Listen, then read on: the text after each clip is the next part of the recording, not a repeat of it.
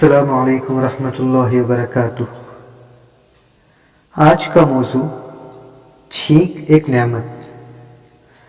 حضرت ابو ہریرہ رضی اللہ تعالی عنہ روایت کرتے ہیں کہ آپ صلی اللہ علیہ وسلم نے فرمایا کہ چھینک اللہ تعالیٰ کو پسند ہے اور جمائی ناپسند ہے۔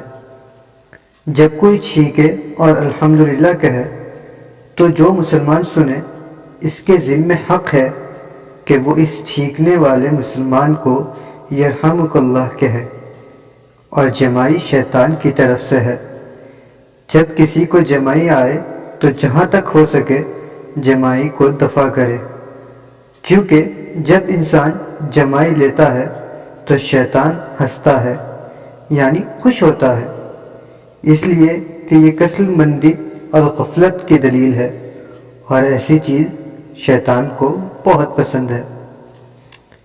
پروفیسر نصر اللہ خان، صدر شعبہ اسلامیات، اسلامیہ کالج لاہور فرماتے ہیں کہ ایک انگریز ڈاکٹر نے جب یہ حدیث پڑھی کہ مسلمانوں کے پیغمبر صلی اللہ تعالی علیہ وسلم نے فرمایا جو مسلمان چھینکے وہ الحمدللہ کہے، جو مسلمان پاس بیٹھا ہو وہ یرحمک اللہ کہے، اور پھر چھینکنے والا جواب میں یہدیکم اللہ کہے، تو اس نے سوچا کہ ایک معمولی سی کام پر اتنی دعائیں پڑھنا کیا وجہ ہے؟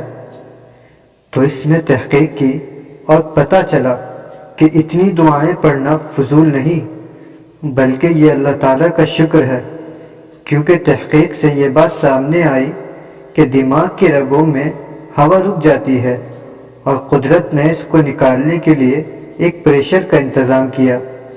اس طرح چھینک کے پریشر کے ذریعے ہوا نام کے راستے سے خارج ہو جاتی ہے۔ اگر یہ ہوا رکی رہے تو فالج کا خطرہ پیدا ہو جاتا ہے، اس لیے چھینکنے والے کے لیے الحمدللہ پڑھنا رب العزت کی اس نعمت کا شکر ادا کرنا ہے۔ اللہ